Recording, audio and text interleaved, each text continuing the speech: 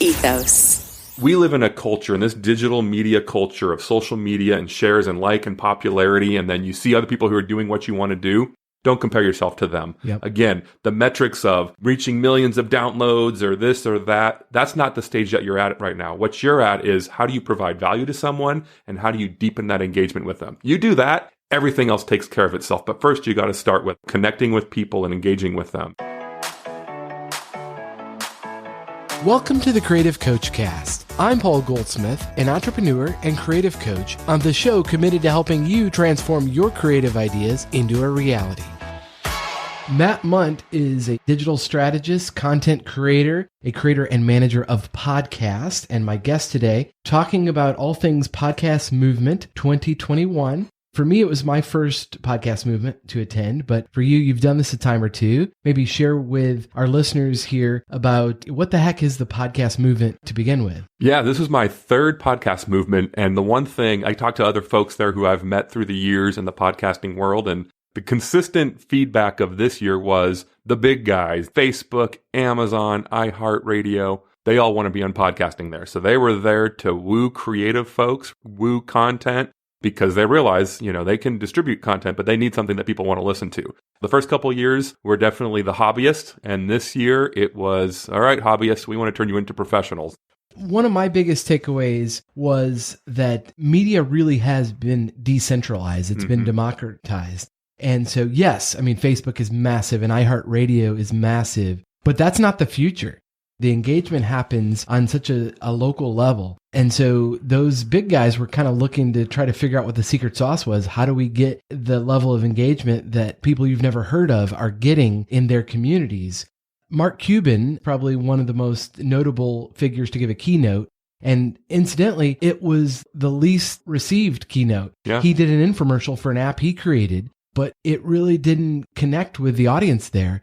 Everyone enjoyed hearing from their peers. And I really think that trend's going to continue. One of the things I noticed from attending, the head of marketing for Jack Daniel's whiskey was there, and they have a podcast called Around the Barrel. Clever name, but what they pointed out in their experience with podcasting was when they had celebrity guests on their podcast, those were the least listened to episodes. It was all about the stories of just regular everyday people and their experience with the brand. And I was so encouraged by that because you and me, just regular guys, we're not celebrities.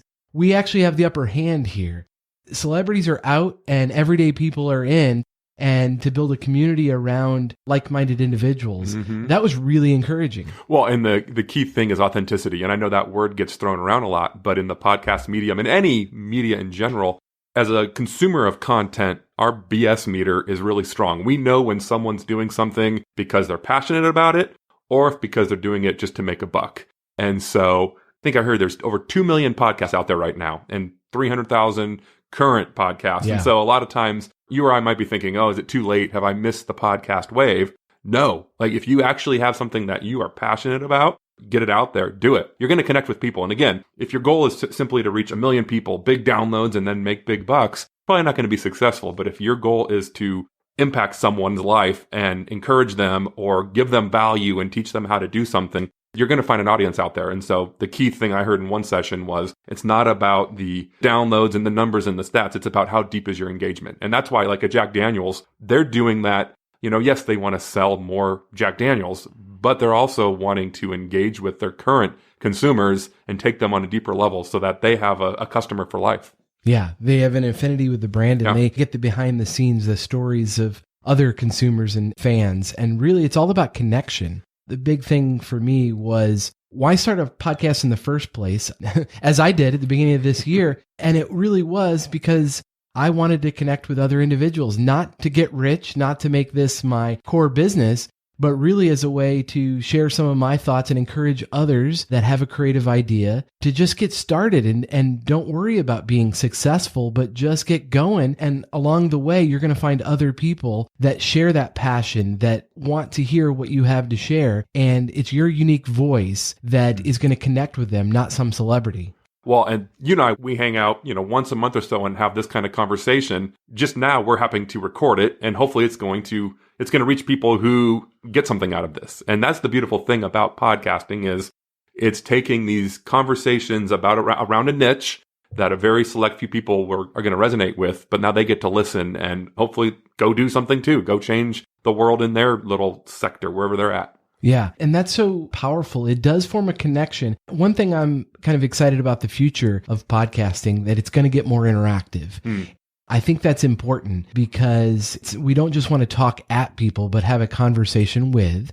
And I've set up a text line for, listeners of the podcast to reach out, but also just real time looking for ways that maybe to go live. I know that you've encouraged me in the past to maybe even go live on YouTube. I'm always looking for ways to deeper the level of engagement with listeners because I want this to be interactive, and I also want to encourage others to become co-creators and not just consumers. Yeah. It's so much more fun when you're a part of it and not just in the stands being a fan, but actually being involved in whatever's being created. That makes it so much more special. Well, and we're sharing stories, real life stories that we've been through, but then we're also sharing ideas. I mean, One of my favorite parts about going to a conference like Podcast Movement isn't sitting in a session and listening. As much as I love to learn, the latest tips and tricks and tactics, that's great. But some of my favorite times are out in the lobby talking to different folks, like-minded folks who have a passion for podcasting, and hearing what's working, what's not working. Early on, you spoke about Fireside. That whole idea was kind of stolen from an app called Clubhouse. Well, I was talking to a guy here at Podcast Movement, and he's kind of the godfather of podcasts. His name's Cliff Ravenscraft, and he's helped people like Michael Hyatt launch their podcasts. He's been doing this for 15 years or so. He, about 6 months ago, when Clubhouse was new on the scene, decided, okay, he works in the audio space, obviously. He's going to test it out. Well, he started doing it, and he's taking these live conversations. So if you're not familiar with what Clubhouse is, it's basically what Paul and I are doing right now, but it's on an app, and then anybody can join in and listen. And then if we were hosting it, we could have other people come up onto this, they call it the stage, the virtual stage, and let someone else speak into our conversation. Well, Cliff started recording these, and he's turning them into podcasts. So what was a live conversation and dialogue around a topic was happening live real time, which is great value to that community and folks, which is awesome. But then that content lived on in the on-demand form of a podcast. And so then other people could listen in on this organic conversation that was happening. And so, again, it comes around people gathering around these ideas. They're passionate about it. And then it's just using technology to get it out to as many other like-minded folks who want to engage with that similar content. Wow. That was a ton of, a lot to wrap your brain around, because it's not just Clubhouse. I know Facebook's getting into the audio space, to be seen how they do that. But the idea that everybody has a voice and the world is better off hearing from yours. I love that. I'm so excited about that. It's the new frontier, because I know I've been attending radio conferences for about 20 years, and those have been getting smaller because there's just a handful of corporate owners that own everything, and fewer people involved in the process because they figured out how to automate. And, the biggest savings is to eliminate people and automate it. But they've taken the soul out of it and the life out of it. What I noticed at the Podcast Movement is it was the opposite of that. It was all about the people that had their particular idea in mind for the reason they launched their podcast. And something that really struck me was something Tom Webster from Edison Research shared, that there's a lot of tips and tricks to get a podcast on the charts and different things you can do to game the algorithm. But the number one thing he said that's going to differentiate your podcast is to master your craft. That sounds simplistic, but man, isn't that the truth? The people that were really thriving in the podcast space are people that take it seriously. The masters of podcasting, the masters of any medium, make it seem easy. You don't just turn on a microphone and start talking, but really take time to prepare your content and research the subject that you're talking about. Be knowledgeable and informed about what you're going to say, and spend time both setting up the podcast and editing it after the fact. And really the ones at the top, the ones really thriving are the folks that really put in the effort. It's not about being perfect. It's about progressing and getting better as you go and learning what your listeners want from you and leaning into that. I love, so you talked about radio, and there's quite a few radio folks at the Podcast Movement. So I've got 20 years or so in radio also. And on stage, the presenters are sharing things, and they don't have any radio background, but the stuff that they're saying parallels exactly the same strategies you would do in radio. I mean, it's pretty funny where they're talking about how do you create ads for your podcast? So your podcast is big enough and you're ready to, sell ads. they're saying, well, you want to have the host of the podcast read it. It's an endorsement. And it's like, well, radio's been doing that for years now, doing a live broadcast from the local grocery store or whatever, live remotes. And so it's all about that endorsement. And so it's kind of fun to, coming from the radio world to go, oh, they're kind of picking up on them. I mean, they're using some of the same things. The second thing I want to say is just a story. Someone told me about this guy who was attending the conference, and he just got picked up by a major podcast network, and they're going to pay him to do his podcast.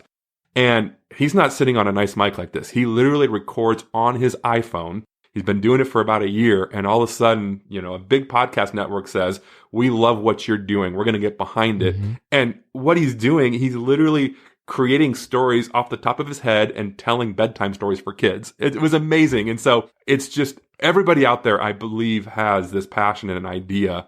And he just decided to do it. And he didn't let technology get in the way. He figured, hey, there's a way I can record on my iPhone. I'm going to do it. I'm going to launch it as a podcast. A year later, he's got money coming to him for this pretty cool podcast. I haven't listened to it yet, but I just love that idea that it is democratizing the media landscape. Right. Well, that's what Zuckerberg figured out when they were building Facebook. Their motto was move fast and break things. And now they're so huge, it's harder to do that. Mm-hmm. And so before you get to be the size of Facebook, you got to do that. Yeah. You start where you're at and you iterate as you go and get help along the way. But that's absolutely true, because if you just kind of wait till you have the perfect system and the perfect equipment and the perfect guest and all the things around you, you'll never get started. Yeah. So that's cool. That's absolutely right. A great reminder to do that. Now, you've created podcasts before, and as I mentioned, you've attended the podcast movement in the past. What's changed? What's new? Oh, man. I mean, what's changed is that everybody else is realizing that this podcast medium continues to grow. It's not going away anytime.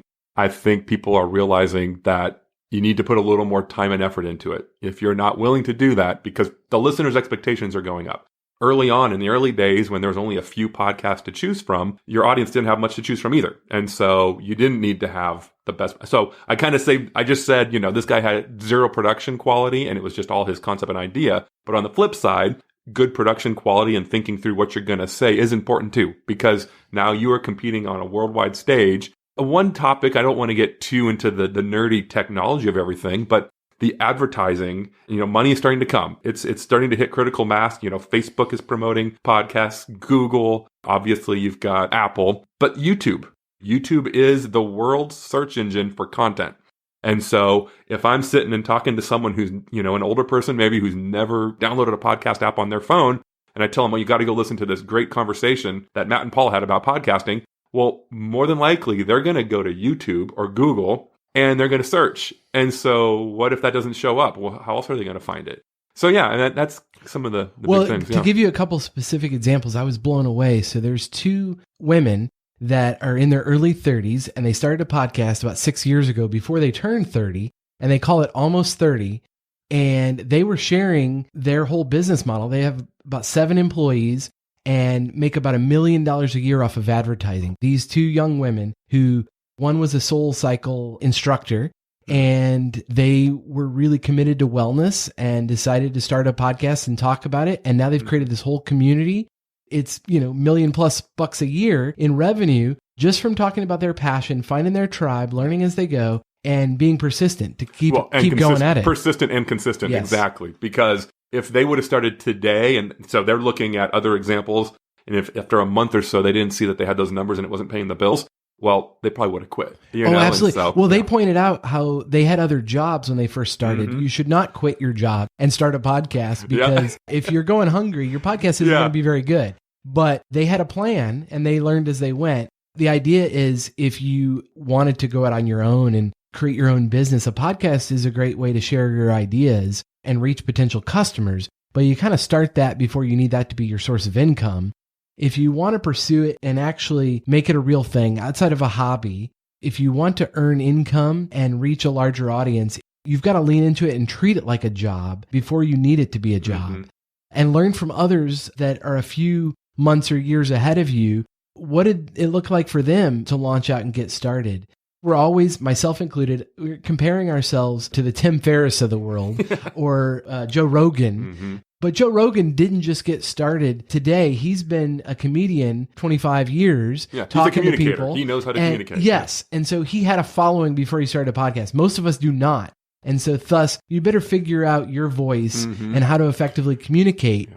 This all boils down to, it's a side hustle. If your main objective is to make more money, that's great. Like, I understand that we all want to provide for our families, but it's also got to be something you're passionate about, because those late nights editing, you want to enjoy it. You want it to be something that, ultimately has more than just the financial means. Just pick up on that to say, you're passionate about the end result, like whatever it is, the subject that you're talking about. You might not be passionate about podcasting itself, but any new idea, that's the whole idea of creativity. It's unproven. You got to try stuff and you're going to fail. Fail fast and move on, and don't take it personal, right? And if it means starting a podcast or a blog or whatever it is, you'd better be passionate about the end result and be committed to that, to power through those difficult nights and weekends. And I think also, Matt, to talk about your journey a little bit, because this is personal to you. We've known each other for about 10 years, and we worked together at a previous radio network. You had worked someplace, I think we all know somebody that's their job's been eliminated during the pandemic, and your job was one of those where you got downsized. So suddenly your side hustle has become kind of your main hustle right now. Tell me about how that process has been, and what maybe you'd encourage somebody else that is kind of going through that experience. What are some things that you've done to make your side hustle your main job? I really kind of boil it down to, okay, of all the side hustle things that I do, so I'm a digital marketer, very broad definition, but I love where content and digital come together. So podcasting falls right in line with that. So what are the things under the umbrella of digital marketing that I've done as the side hustle, contract jobs here and there? Where do those meet with I can actually help people? So what's the problem I'm going to solve? You're finding a business need and going to people and offering actual solutions. Yeah. Tell me what that looks like. How do you find people and reach out and say, hey, I see you might have a need here. Let me help. What's that look like? I thankfully have a great network of people from past employers and past jobs. I'm still figuring out, what does it look like to market myself? A lot of the contract stuff that's been coming to me during this time of unemployment have been just friends that I've worked with in the past who knew I didn't have a job. And they're like, hey, we want your help. Can you help us with this? Well, and I'm one of those friends because I know you're good at what you do. And it sounds like you're building the plane while you're flying it. You didn't choose to leave your last job. It got eliminated, but you are kind of choosing the path forward. And I'm inspired by that. And full transparency, I can't wait to work with you in helping me launch my new app that's coming in a few weeks called Ethos Radio. And I've talked a little bit about that before, but just an idea that's going to be all about helping creatives and other people with their wellness, spiritual, mental, and physical, because I think too many of us are feeling isolated and discouraged, and maybe we can come together as a community and encourage one another. When I thought I need somebody to help me in the digital space, get the word out about Ethos, you're the first guy I thought of. There's a lot of things you could do, and I think that's what you're kind of sorting through now. What do I really want to do? Well, right? And not only what do I want to do, but who do I want to work with? And so I'm excited to work with you because you've got a clear vision and you know what you want to get out of. When I go to work and do stuff for you, you've got clear goals. Yeah.